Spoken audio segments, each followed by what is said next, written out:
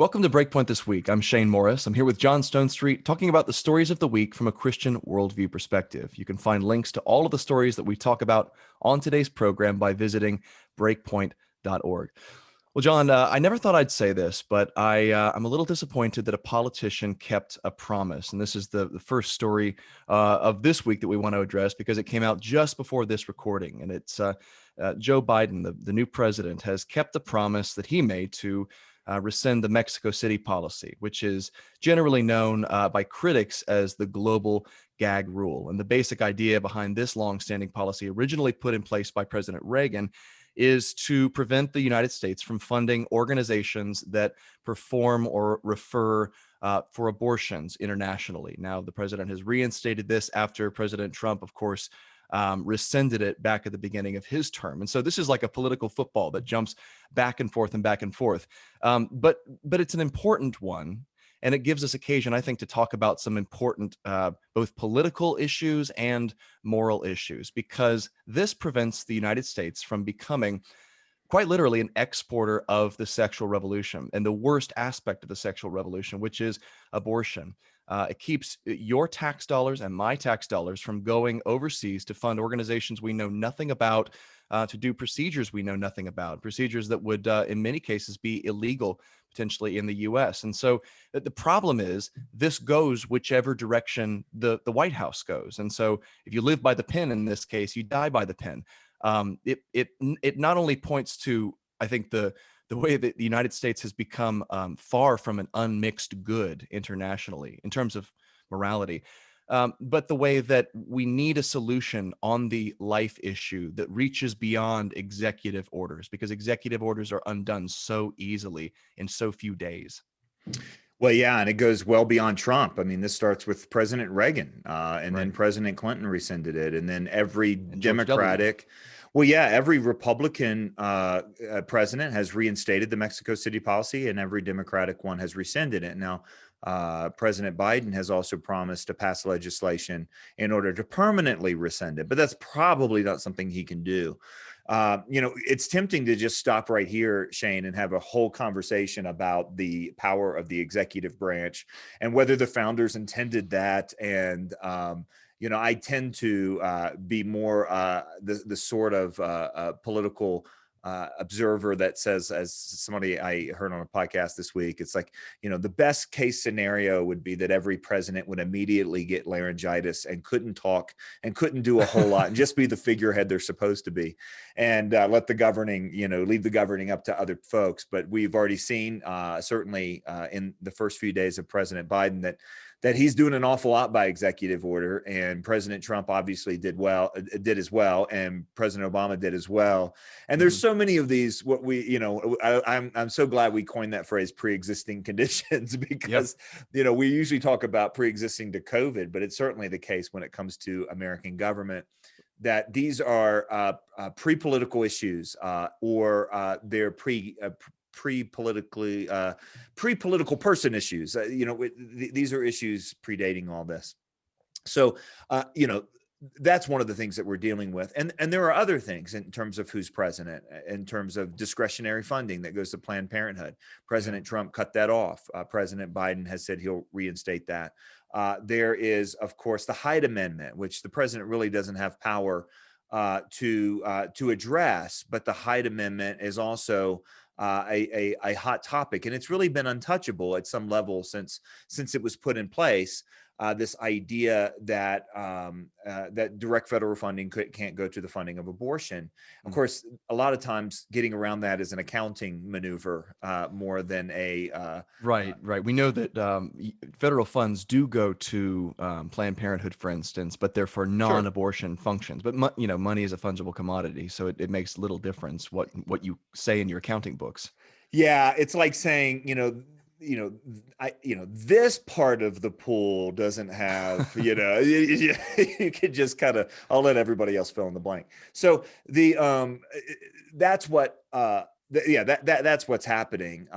Although, it does seem to be a little bit more, a couple things seem to be the reality. First of all, that abortion has gone from being safe, legal, and rare to those that oppose it to being a fundamental good that we want to export around the world and we want to champion and celebrate and shout on TikTok and everything else. And this is not in small part um, influenced by a very, very progressive set of Democratic lawmakers. We haven't seen the Democratic Party this far left. And with that comes this equation of quote unquote reproductive rights with racial justice and with all the other forms of justice. And it gets mixed into a single bag. And then it really, stunts debate. And so something like overturning the Hyde Amendment becomes a thing that, you have to dig in the heels. So we have a group of Democratic lawmakers that have said they will not pass any funding bill that has the Hyde Amendment in it. And we have a group of Republicans who said, we're not going to pass any that doesn't have the Hyde Amendment in it. So the political issues here really, really matter. But specifically with the Mexico City policy, you brought up something that's worth underscoring, and that is that whether or not America is going to be an exporter of the sexual revolution. Um, Last year during our Truth Love Together virtual event, we had a wonderful session from Obianuju Ekiocha, who is one of the most courageous pro-life leaders outside of the United States that I know of, the head of Pro-Life Africa. And she would say the question is whether or not America is going to be an ideological colonizer. And I think that's really important because it's not just the fact that, there are different views about whether women's health care includes abortion or doesn't include abortion, within what we're exporting. It's that where we're often exporting this, the idea of abortion is reprehensible because these are cultures that, as Obianuju would say, we don't kill our kids here. You might kill your kids there. We don't kill our kids here. Yeah. Which, if you've ever heard her say that in one of those UN speeches, it's just absolutely brutal. But that is one of the questions here. It's more than just a political thing too, John. I mean, we've seen this mirrored in at the level of multinational Christian denominations. So the United Methodist Church is a good example where I think back on, it has a large membership in Africa. And one of the issues that's led to this inevitable split in that communion is the fact that many of the many of the North American members of the church, but US and Canada, have been really pushing hard to get this large segment of the church in the developing world to embrace the sexual revolution, to embrace the liberalization that's happened in the church over here.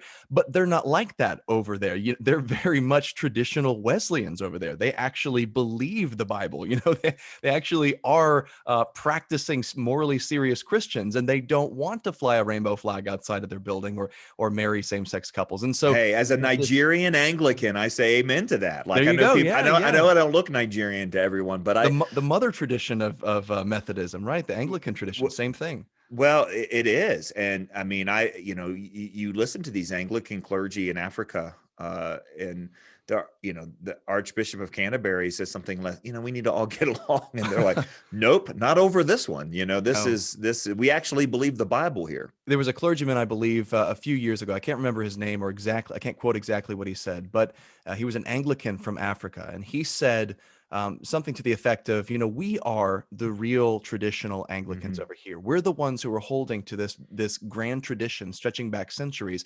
You guys he was speaking of England at the time, but it also applies to North Americans in that tradition, have abandoned what you originally believed, what you received. You gave us all this stuff. Your missionaries came here and evangelized us generations ago. And now we're Christians. We're adhering to all these beliefs and you're abandoning it. We want to pull you back to Orthodox belief, or if need be, get out from under you. But we're not going to accept this ideological colonization, this patronizing attitude that you and your governments have, that we just need to advance into the modern era and accept the things that you've accepted.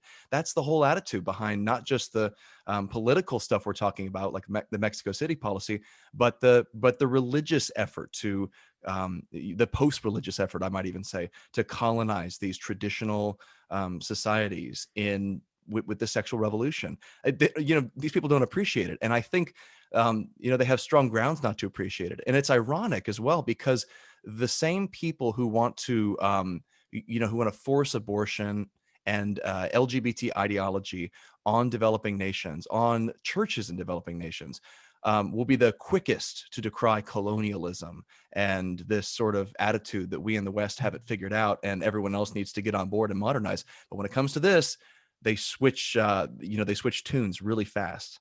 Yeah, and listen, the rescinding of the Mexico City policy from President Biden came days after a reversal and at least a telegraphed announcement that federal agencies needed to get in line with transgender ideology, basically taking an interpretation of the Bostock decision from last year's Supreme Court and saying, look, even though that was a very narrow decision, even though that was just having to do with employment, that all government agencies in education and sports, and he listed basically the whole gamut of culture almost, and all the areas where this then would be applied, which the Supreme Court, for the record, refused to do. Even in extending employment benefits, or aligning employment benefits with gender identity, they refused to do it across so many of the other parts of the various titles that are part of the Civil Rights Act and so on. And, that was an early executive order, basically saying, hey, all departments get in line with this. And of course, it's been a while, but that was a priority of the Obama administration as well. The final term of the Obama administration was very much about advancing transgender rights. But I don't think we realize just how foreign that sounds, to the rest of the world. I think we're going to see it. The last thing I'll say about this, Shane, it's just worth saying, is that none of this, the political footballs that happen every inauguration when a new party takes power in the White House, and even the political footballs that gets bounced back and forth, in terms of who's in charge of Congress, which aren't as many as the White House ones, but there's still plenty. None of that precludes where so much important advancements in the pro-life cause have happened. And that is at the state level. And at the state level, the ability to add regulation to what is an unregulated industry, the ability to limit the funding of it, the ability to not promote it actively as a matter of public policy or sex education, all of these things make a big difference. These are what move the needle, I think, in terms of legislative action. And we saw that with Missouri, right? Missouri now being the first state without an active abortion clinic in it. And it has to do with work that can be done at the state level. Now, that stuff ends up in the court by and large, and we'll see whether the court appointments that were made under the Trump administration, how all that plays out. But these things will make headlines. The Mexico City policy made headlines this week. What should make headlines is the remarkable opportunity that pro-lifers have to move the ball and protect life at the state level. And that basically calls all of us back to our posts to do our duty. Let's take care of our neighborhood. Let's take care of our states. Plus, that's federalism, and we should support that. We should support it. And it has to do with this root issue of living together in a nation where lots of people disagree with us. If I could sit down with, President Biden for 5 minutes and talk about this issue, the thing I would say is, look, you talked a really good game, Mr. President, about uniting the country and being the president of all the people. And part of what that means is it doesn't mean denying your beliefs, whatever they be, whatever political policies you want to advance, but it does mean restraining your executive power, not overreaching in terms of what your office is designed to do. And if you want to lead the whole country, let federalism work. Like, let the laboratories of democracy do their thing. Let the states actually decide the details of this issue. Don't drag the whole country along with executive orders and funding edicts that end up impacting abortion around the world with our tax dollars. That's the only way that you're accountable for that is through a presidential election. We'd much rather deal with this on a state to state level, because the fact is the voters in New York have a very different idea of what should happen on this than the voters in Wyoming. It's a big country, and in order to live together, we need to at least be able to to work at that local level. So Yeah. yeah, I agree And completely. it just becomes power versus power versus power, which is, again, that we're going to get into governance here, but the conversations now about stacking the Supreme Court, they're now back and live. And of course, A pure that power would move. be a sheer power move. There is, of course, the issue of the filibuster, because the Senate now is so close. Is that something then that can be renegotiated so that the very, very, very thin majority that the Democrats hold in Senate can be exploited then?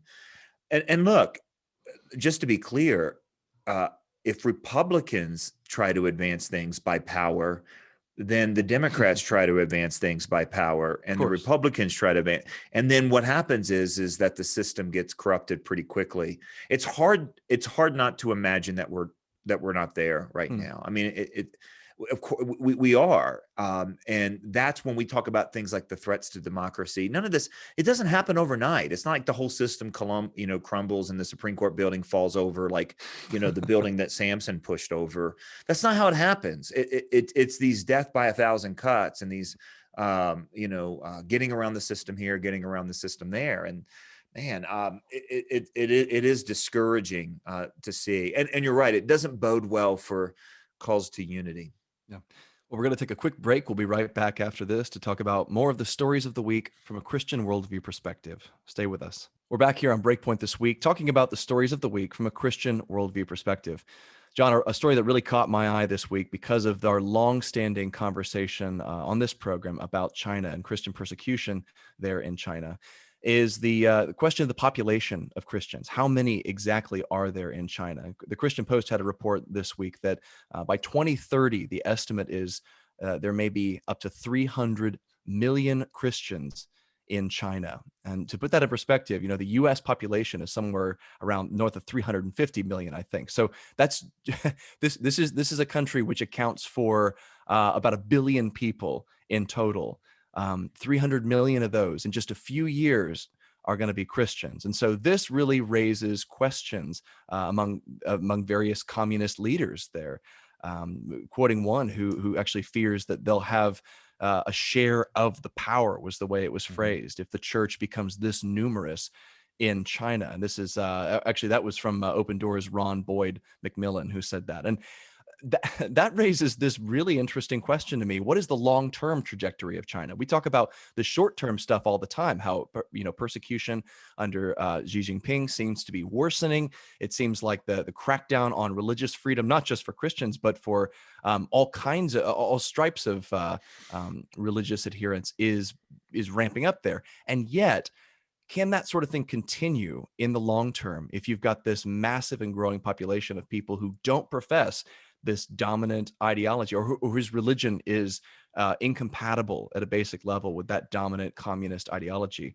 That's an interesting question to me. It's a hopeful sign, it seems like, in the long term, as tough as the challenges in the short term are. So was it Mark Twain that said history doesn't repeat itself, but it often rhymes? It rhymes, yeah. And then George There, Lucas repeated that endlessly, or rhymed with it oh, endlessly. is that right? Yeah. So it's what's fascinating about this story is that it seems so parallel to the story of the church at the very beginning, Mm, where the church is this small little group of people in a little, occupied territory in Palestine, and it emerges as the global force that literally shapes world history. How did it happen? Now, just recently, we went back and revisited the word patient, the phrase patient ferment, which is mm. from a Mennonite historian, wrote a book called The Patient Ferment of the Early Church, and talks about how that kind of infectious fermentation. So think about how something, just kind of grows and expands, and how it eventually kind of infiltrates and takes over. You mean like how a little leaven works through the whole lump, that sort of thing? It sounds familiar. I Yeah. don't know. I forget who said that. Some Yeah. philosopher. Yeah. Fermentation's a different kind of yeast. So, it's, but Andy Crouch, did such a wonderful job highlighting, what an astounding truth that is throughout history, that oftentimes it isn't the powerful that move the needle, at least when it comes to Christianity. I mean, you certainly can see it when you talk about world dictators and things like that. But, there is that other thing in the Bible that says, it's the foolish things that confound the wise and the weak things Mm. that confound the strong. And it seems like this is the way God often works. So let me just give you some math. This is fascinating, and grateful to our resident encyclopedia, Roberto Rivera, for, putting all this together for me. Look, right now, uh, there is this fear from the Chinese government that there's going to be 300 million Christians by 2030. Now, that would be a spectacular jump even from what it is today, which is 75 to 100 million. Okay. So you're talking about a threefold increase. That's serious. Why are they afraid of something that dramatic? Well, in 1949, when the communists took over, there were only 4 million Christians. When Mao died in 1976, 30 years later, it hadn't grown past 4 million Christians. Since that point, since the death of Mao, Christianity has grown, get this, at the same rate as the Chinese economy, 7 or 8% a year.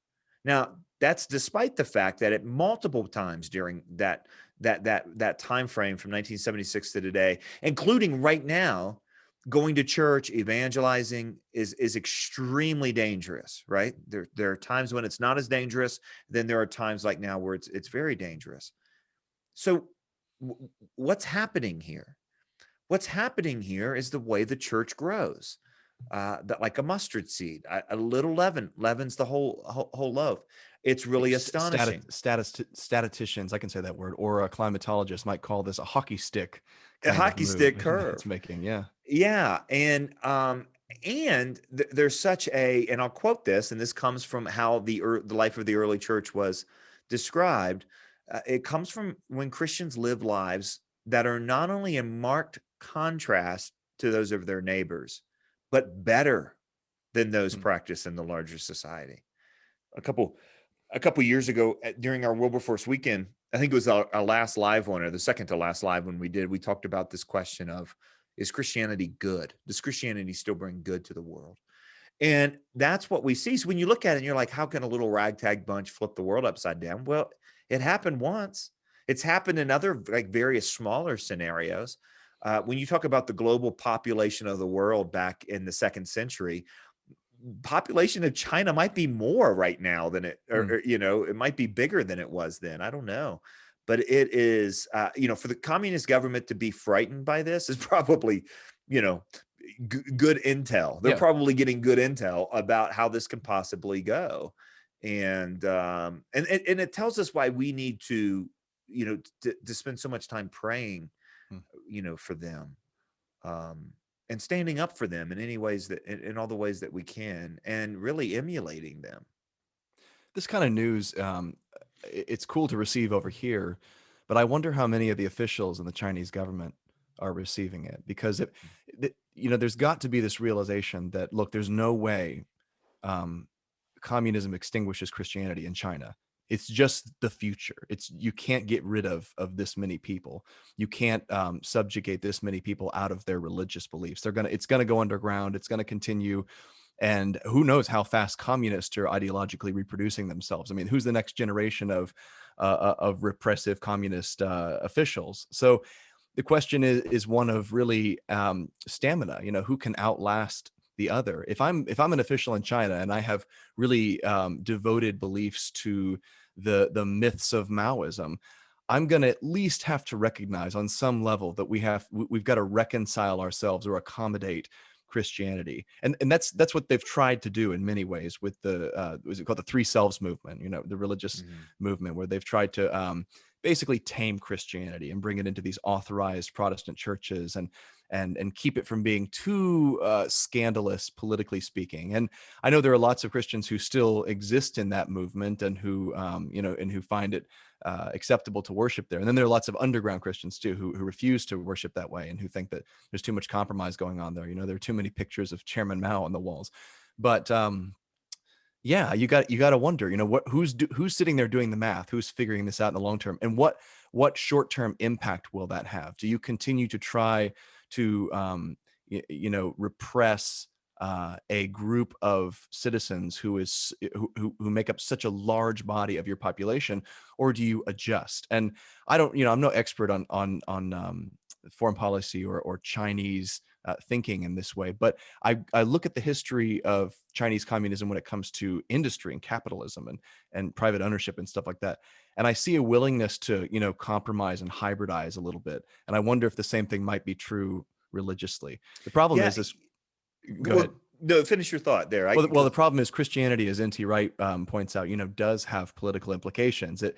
And one of those implications is that Caesar is not the ultimate Lord. Right. That there's a Lord of heaven and earth who is over Caesar, and you would have no power over me were it not given to you from above. And that's, to communism, that's a very offensive affirmation. And Karl Marx recognized originally the inimical relationship between his vision of the state and Christianity. But there's also the problem that communism is not a big enough worldview. So, they've got to look at it and go, this is a threat. And you see, kind of new realizations of the threat of Christianity. But communism is based on an atheistic worldview. Communism is based on an idea of economic determinism. Think about a machine. Like, if we put everything in this machine, we're going to get the same product each and every time. It's a factory, right? If we want the economy to look like this, then we do this. If we want the government to look like this, we do this. If we want education and culture to look like this, we do this. The problem is, if Christianity is actually true, like we believe it is, it brings all kinds of metaphysical, non-materialistic factors to the table that just aren't accounted for within a Christian worldview. Like, for example, or within a communist worldview. Right. Like, communism isn't big enough to handle the Holy Spirit.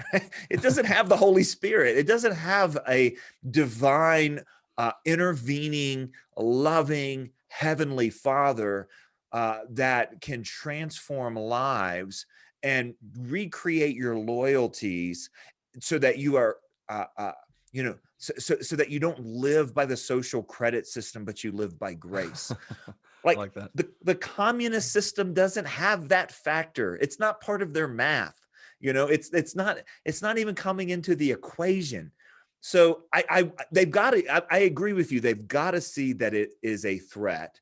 I think, when something like capitalism and economic growth and the need to incorporate or do some sort of hybrid, that's still talking about kind of materialistic forces. Sure. I just don't know. There's no explanation, there's no physical, biological source or explanation for patience and for grace and for kindness and for, courage to worship together at risk of your own lives. And, you see it. And Xi Jinping certainly has the Mao complex where he thinks he can basically make the culture that he wants. But there's other factors that are going to, it's not all going to fit in his little communist suitcase. There's going to be socks hanging out all over the place. And but we know what that means. It means he's going to get angrier. The system's going to get harsher. The attempts to squash out all these other things are going to get greater. There's usually not a capitulation that comes in the early days.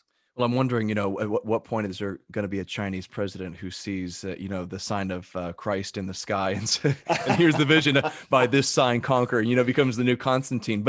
And I say that jokingly, but John, the parallels in many ways are super eerie. We talked about the 2021 World Watch List that just came out recently from Open Doors. And there's this one, and we talked about it on Breakpoint. There's this one report in there how in China, anonymous social media messages actually blamed Christians for spreading COVID-19 through church services in Hubei province. Where have we heard that before? This big target on their backs. Yeah. Gosh, where was there a ruler who blamed a disaster on Christians wrongly? Wow, that really is reminiscent of Nero in many ways. And it does. Yeah. We know what the outcome of that was. So I don't know, maybe we're getting too romantic and trying to make history rhyme too much. But in long term, we know how the story ends. And we know also that, God is moving in China and has been moving for a long time here. And this exponential growth of of those who profess the name of Christ there has got to have long-term impacts. And even though the short-term picture looks so bleak, it's really encouraging, John, to look at that and say, there's so many of our brothers and sisters there. Long-term, how can communism stand against this? Yeah. Well, and just kind of to put a bow on this, the World Watch List, which you mentioned, again, I mean, there's so many things that are similar about years past. Same players on the list. There are some players that are moving up, and that's really interesting. But it's at the hands of Islamic societies or blatantly atheistic governments. And that's where persecution around the world comes from, not just of Christians, but especially of Christians around the world. And so it goes back to the clash of worldviews. This really is a clash of worldviews. The anger and vitriol directed at followers of Jesus can't be explained just by economic means or even authoritarian means. There's a spiritual worldview battle that takes the form, and we'll link to the World Watch List and here if people come to breakpoint.org so that they can find it, look through it, and pray more intelligently and pray more informed about what's happening around the world.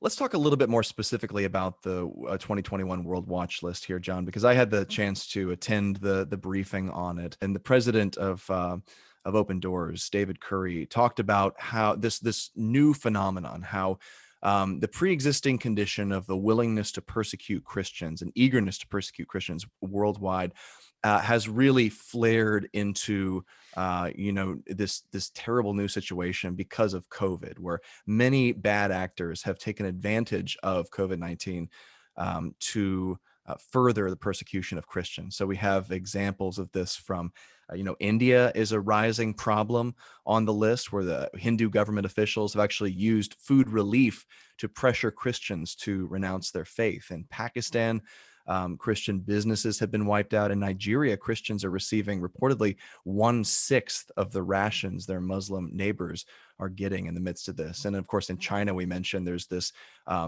social media push by anonymous users, painting targets on Christians' backs by saying that our religious services, the religious services of Chinese Christians, are spreading COVID-19.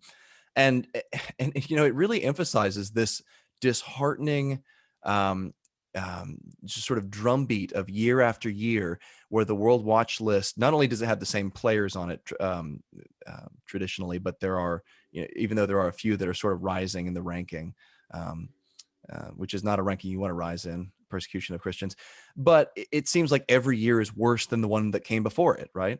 Mm-hmm. We talk about that all the time. And there are these consistent patterns where Islamic countries, like you said, and communist countries are the ones that are topping the list for persecution of Christians. So let's talk about that, because we mentioned the parallels with the early church, what's going on there. But I just always have this sense of paralysis about it, where I read these lists, I hear these stories, and David Curry shared a lot of these really just heartbreaking stories about what's happening. And I wonder, what can I do? Yeah. Yeah, it's hard to know what you can do until we remember that praying is doing something. Sure. I've really become convinced of that. I mean, look, we are, as secular Westerners, our quickest impulse is to figure out some process or technique or treatment plan that will address whatever it is that's wrong with us. And we want to punt back to that as well. Now, we should, appeal to any of those things. And, for example, international pressures. And I've participated in some of those, in particular with Nigeria, in the situation of Nigeria during 2020. But praying is doing something. At the same time, this World Watch List is fascinating because, again, as I said, it's very similar to years past. And which means that the things that we see this year that have gotten worse, we've talked so much about pre-existing conditions in the United States in terms of deaths from despair and suicide, and the non-essential church for many Christians and so on. This is kind of the same thing, where these are pre-existing issues in these communities. And then what's happened during COVID, and you listed off. And we'll list these. We did a pretty thorough Breakpoint commentary listing kind of how all of this has gone down during COVID. I mean, this falls directly in the don't let a crisis go to waste. Mm-hmm. I remember during when things were really heated in Iraq, Syria, and other parts of the Middle East, that Mindy Belts, our friend at World Magazine, who spent so much time in the Middle East, says, look, when it is chaotic, the opportunism to go after people you hate is kind of irresistible, right? In other words, there's kind of a convenient target where both government actors and Muslim actors in that context would then kind of take it out on Christians. And, we're seeing that, like, this opportunism is being taken. At the same time, in two of these countries, you have a surveillance culture, a place where the government is already surveilling its citizens. COVID gives them the medical excuse to further surveil the citizens. And some might say that sounds familiar. Nowhere near China. But then that surveillance, a deeper level of surveillance, is now allowed and now can be used in the future after COVID to continue to track people who aren't completely in line. The other thing that is consistent here again, and I already mentioned that it's either secular, militantly secular governments, or it is Muslim societies. And to that point, and by the way, there's a big exception to that, which I'm going to bring up in just a second. But to that point, what you have is either governments that persecute Christians or governments that look the other way, while there are civil and social forces that persecute Christians. Which is what you see a lot in Africa in particular.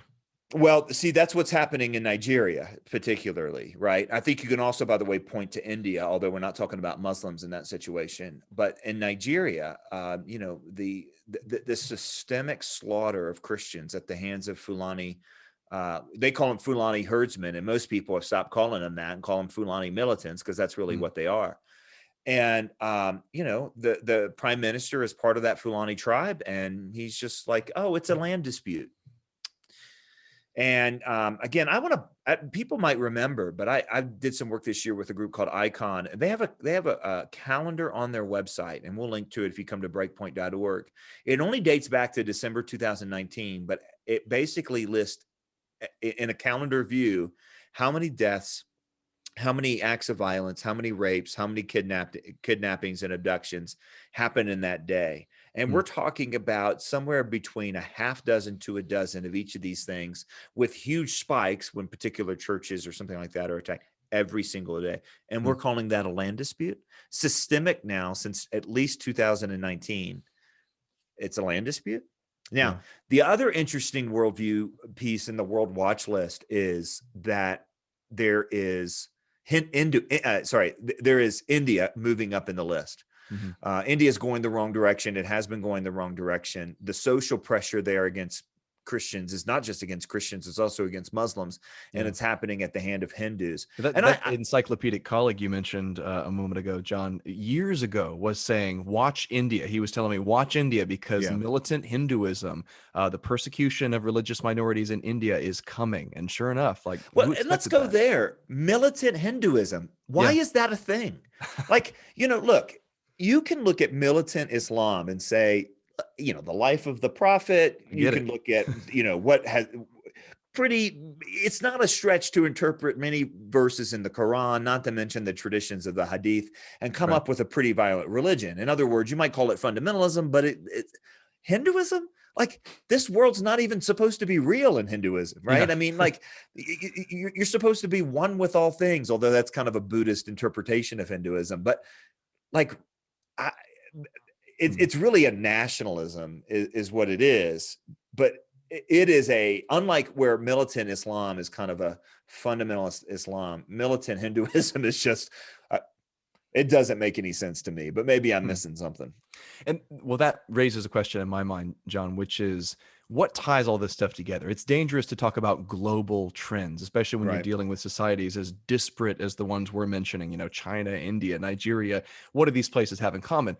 But it does seem, watching this World Watch List over the last several years, that there is a ramping up going on in terms of persecution against Christians. And part of me is like, well, let's find the material causes for this. Should we look at maybe the rise of information technology, social media, the ability to Mhm. track people and keep track of everyone.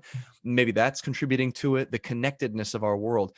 But then there's also this, the spiritual question: what's happening in the heavenly places? And I don't know if there's any means I have of accurately speculating about that. But when the New Testament addresses the issue of persecution, it consistently points us away from flesh and blood and toward powers, principalities, and Yeah. forces of darkness in the heavenly places. So I don't know. What do you think's going on globally? Why is it getting worse? Well, the other thing scripture does when it talks about spiritual warfare is it puts spiritual warfare, at least partially, in the realm of ideas. Um, don't be taken captive by hollow and deceptive philosophy. Take every thought captive and make it Hmm. obedient to Christ. Free the captives, Paul tells Timothy, who have been taken captive in their minds and are serving the enemy. When we wrestle not against flesh and blood, but against principalities and powers, and then it immediately goes into talking about these ideas. Worldview matters. Much spiritual warfare happens. I mean, if we look, for example, at the attack on the human body that happens in the West, with as in this tail end of the sexual revolution, and we don't think that's demonic. I remember, Shane, years ago being at a meeting with that Chuck Colson called, and it was followed by a larger meeting. And this was actually the first meeting when Chuck and Professor Robert George and Dr. Timothy George wrote out the Manhattan Declaration. And it was followed by probably a gathering of 300 or 400 people. I don't know if you remember those, but we used to have them. And it was up in New York Once upon a City. time. Once upon a time, and it was all about the marriage issue. Now, this was 2008, way before Obergefell, way before the decision before Obergefell. This was, I think, right around the time when California successfully passed a ballot initiative to limit marriage between a man and a woman, but then the Supreme, then a district court judge just flipped it over. It was right around that time. And some really wonderful people spoke about how did that work in California? Where do the people? What do we know from all these attempts on the state ballot initiative? And it was really interesting and helpful stuff. And how do we make this case to the public? Really fascinating stuff. And then a very well-known Protestant preacher, Protestant leader, evangelical leader, got up and gave a stirring speech about this and kind of a call to arms, like stay in the game. And it was really moving.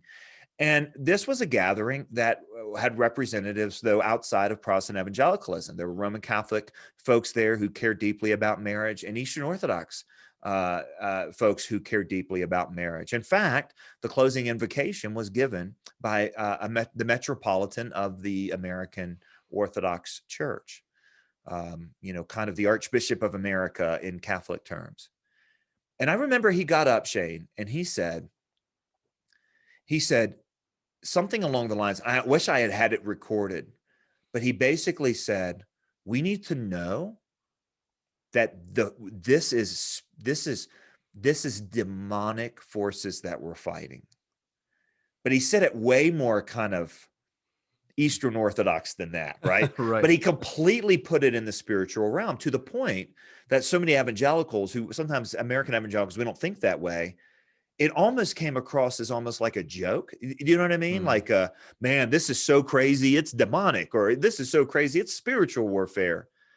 And I remember he said that, and there was this chuckle, and he just stopped and went, like, stared at the crowd, like, why are you laughing? I'm dead serious. And then everyone just felt shamed and went, and the point was, he deeply believed that this battle of ideas, which took the form of court battles, state level legislative battles, at the government level, you scratch past the surface, and man, this is principalities and powers. In fact, he used that nomenclature, Right. fighting in high places. And I was kind of shamed by it, because I thought, I think he's right. I mean, I paid a lot of money to seminary. I have lots of reasons that I'm not Eastern Orthodox, but I think he nailed this one, and the rest of us just, maybe underestimated this. So when you ask about the spiritual warfare here, I don't know that. I think sometimes maybe we draw too hard and fast a line between the physical manifestations that we see in law and politics, even in culture and violence, and the fact that, yeah, there is a, Hmm. what did Lewis say? You're the Lewis guy. This wouldn't be Every complete without a C.S. Lewis reference. There we go. Every we almost made it out of here. Every square inch of creation is claimed by Christ and counterclaimed by Satan. Isn't that what Lewis said? He speaks of it being, yeah, a battleground, a cosmic battle, and we're listening into the broadcasts of our friends, in enemy territory in this grand campaign of sabotage that we're Yeah. undertaking. I mean, that's how I would chalk it up. Again, you've got deeply embedded ideas in China and North Korea, which they've been on the list forever. Hmm. You've certainly got deeply embedded ideas from Islam in Afghanistan and Sudan and Nigeria. But and you've got deeply embedded ideas, from India. I do think, though, there is a nationalistic reaction that we're also seeing. Hmm. Of course, we're seeing that across the globe. And that there's a whole history there from the 20th century and World War I, World War II, nation states and Yeah. borders.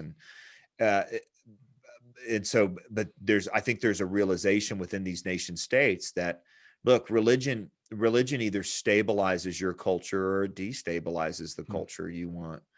And we've lost a large Christian religious influence, and we feel like our culture is destabilizing. If you look at it, if you're in Xi Jinping's seat and you're seeing this incredible hockey stick growth, like we talked about today, and you think, man, is the culture sustainable? Is the culture that I want, where everyone's fat and happy and surveilled to the nth degree, and we have everyone rat on everyone else. Takes around and swipes their social credit card, I mean, but that's not a joke. I mean, that's Right. like the real deal. Christianity doesn't jive with any of that, No. and it's a real threat to the culture that they're trying to maintain. I gotta wonder if part of what Paul meant when he said we wrestle not against flesh and blood is that even the rulers in his time didn't really do what they did out of pure animosity toward Christianity or desire to eradicate Christianity. That even Nero, for instance, could have had a sort of nationalistic political motivation.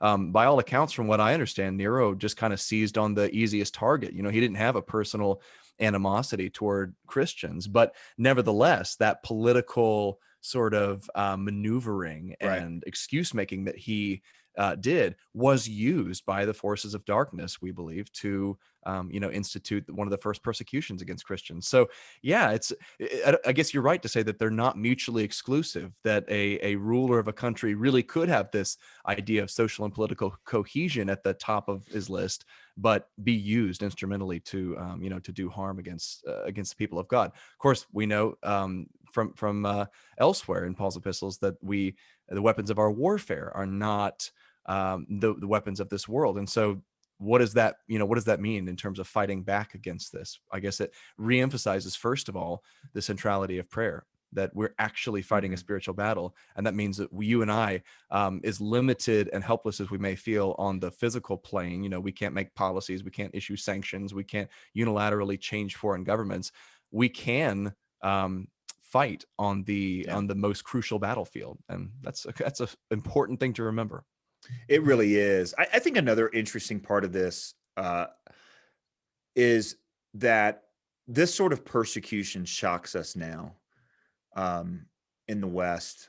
Uh, and that's because we live in a time after Christianity influenced the world, and the idea of justice, the idea of human rights is now been introduced to the world. I look back, we've been referring back to Rome. There was just not an expectation that a counter group would be tolerated at all, within a particular society. And that's one of the marks to how dramatic, Christians have changed the world. We've got a what would you say video coming up in just a few weeks on St. Valentine. Thankful to our good friend Glenn Sunshine who helped us talk about it, and it's answering the question, what's Valentine's Day? And of course, Valentine's Day is named after a saint. There's 3 of them in church history. They think at least 2 of them are the same guy. And there's a little bit of, competing stories, but the legend the part of the legend that seems to be the most historically verifiable was that he actually endeared himself, Saint Valentine, to the emperor. And he was very much loved and respected but he had to kill him anyway because he was a Christian. And you kind of look at that, you're like, that's just not something that would happen. And this idea of forgiveness, the expectation of things have changed, and the further we get away from our the Christian influence in the world, the salt and light, the more back to that kind of nationalistic fervor, everything must be eliminated. I mean, we expect tolerance in governments around the world. That's a pretty new thing in world history, though. You can even look at the early days of the American experience, and from one state to the other, there, Catholics were persecuted, Quakers were. I think everybody got the Quakers, right, or the Baptists. Everybody got the Baptists, and because it just wasn't fully infectious into the world yet, and but now it is, and so that's what makes this so awful. And I think when the salt of Christianity gets muted, or we get further and further from Christian influence around the world, we see less and less tolerance. That's one of the things that seems to be a repeated, or at least rhyming fact in history. I can't wait to see that What Would You Say video, because St. Valentine is one of those ambiguous figures that we know nothing about. And I got to share this meme before we go. It's one of my favorites. It's an icon of St. Valentine, and it says, "Roses are red, violets are blue. I was beaten with clubs, beheaded, buried under the cover of darkness, disinherited by my followers, disinterred by my followers. And you commemorate my martyrdom by sending each other chocolates." So it's going to be a great one. I'm telling you, this was going to be a great one. Of course, you did a legendary one with, what's the story of Christmas? Is Christmas a pagan holiday? So we're trying to continue that tradition. But you're right. There's a whole lot of mixed reviews about Valentine, but mixed stories. But what we do know is still pretty remarkable what this guy did. Okay, my recommendation this week, John, is one I think I have not done yet. I may have done it before. I just want to recommend nature documentaries in general. Okay, so I have my favorites. The BBC Planet Earth series. Yeah. I think it's called BBC Earth is like the series, and then Planet Earth is one of the segments of that. And there's Blue Planet, and then there's Our Planet, and a couple other things. And these nature documentaries, I've always loved this kind of stuff, this genre, since I was a little kid. But these are some of the best ever made, not just in terms of the cinematography and the fact that David Attenborough narrates them, and the beautiful music by Hans Zimmer and stuff, but there's this overflowing sense of beauty and meaning from every second of these documentaries. And it's just like the fact that the narration continues to sprinkle in little mentions of the secular materialist understanding that the BBC is working from, and Attenborough is working from, is kind of irrelevant at a certain point, because you're just so blown away by the beauty and meaning in what you're seeing, and it's being reinforced artistically constantly by that. Now, that stuff's beautiful. That stuff's top of the line. But one where you don't have that contradiction between the cinematography and music and the narration is The Riot and the Dance. So this was put out very recently. A couple of years ago was the first one, The Riot and the Dance, the first one, by Dr. Gordon Wilson. And he's a biologist. He's the brother of Pastor Doug Wilson. But he's just the biggest nerd you'll ever meet. And he absolutely loves nature. I had him on the podcast a while back. I think it was a Breakpoint podcast. It was before we started Upstream. And he has two documentaries to date. The Riot and the Dance refers to this poem where he's distinguishing the sort of chaos in nature, the brokenness from the fall, from the dance, which is the residual beauty that God intended us to find there. And every animal and plant and landscape and phenomenon that he investigates, really he points us back to this concept of revelation, that we're supposed to learn something from this. And that one of the other things I really appreciate, especially in the second one, right, in the Dance Water, where he goes in the ocean, is he keeps emphasizing this idea that nature and interest in nature is not a wonky or nerdy thing. Like, it's something that everyone should have to some degree. Everyone should have this marvel and this sense of wonder and desire to learn more and see what God has created there. And not just in the big, charismatic, exciting stuff like, tigers and elephants and pandas. It should be in the things that we often think of as the bugs in the weeds, the things that we don't typically care about. Calvin said there's not one blade of grass on this earth that's not intended to make us rejoice. And I think that's absolutely true. And those particular features, the riot, the dance, really bring it out in a way that you can safely watch without having to pick through secular assumptions. But whatever it is you do, I hope you kind of inculcate a love for nature through these kinds of documentaries in your family. I'm doing that with my kids, and they greatly enjoy it. So have you seen Tiny World yet? Tiny World. I've not seen that one yet. I Oh, still got to watch the octopus one you mentioned on Breakpoint. Well, the octopus on Breakpoint, we'll link to that one if people caught Breakpoint this week, which isn't really a nature documentary. It's kind of more of it's a personal right? Existential struggle. No, Tiny World is a brand new series on Apple TV. So if you've bought a Mac or an Apple Watch or something, and they threw in, free Apple TV, you can watch it on that. And here's the funny part about it. So first of all, the camera work on Tiny World is ridiculous. So you're looking at, very, very tiny frogs, insects, minuscule, like the smallest monkey in the world that basically. And so the camera work on this, we're kind of looking at it all the time going, is that computer generated? Because how do they even do it? But here's the best part about it. Guess who narrates Tiny World? Oh man, I can't. Oh man. No, just guess who it might be. Now think about this. Tiny World. Who would narrate Tiny World? I don't know, Gilbert Gottfried. No, Paul Rudd. Okay, all right. Ant-Man. That's amazing. Ant-Man is the guy who narrates Tiny World. We've watched a couple of these episodes, and I mean, you're watching a dung beetle, do what dung beetles do, and little things, and it is you'll love it. But the intricacy of it, we talk about intelligent design and how small it gets. One of the things we forget is that even at the tiniest level, these systems interact. Even if you're not down at the molecular level, these animals interact and how one serves the other. It's pretty cool. So anyway, we're in the golden age too of that kind of camera work, because they couldn't do this stuff before. They literally couldn't do this 5 years ago, right? Yeah. I mean, it's just at a whole nother level.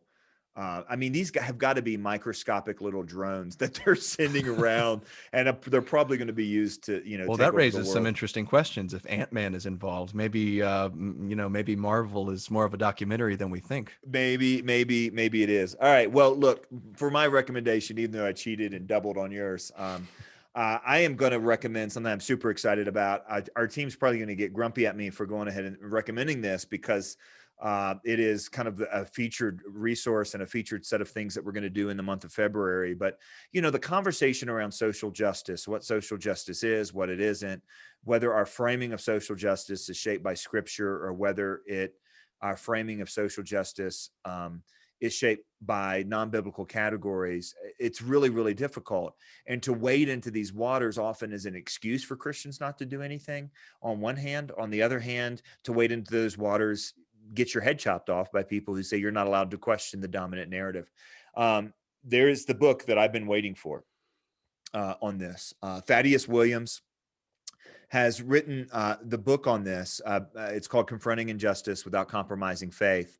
It is our resource for the month of February. So any gift to the Colson Center during this month, we'll send it to you.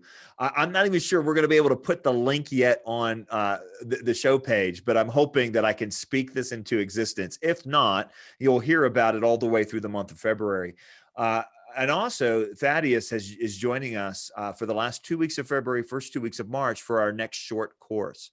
So every Tuesday night, beginning, I think it's the 16th maybe of February, on through, he's going to walk through some of the key insights of his book.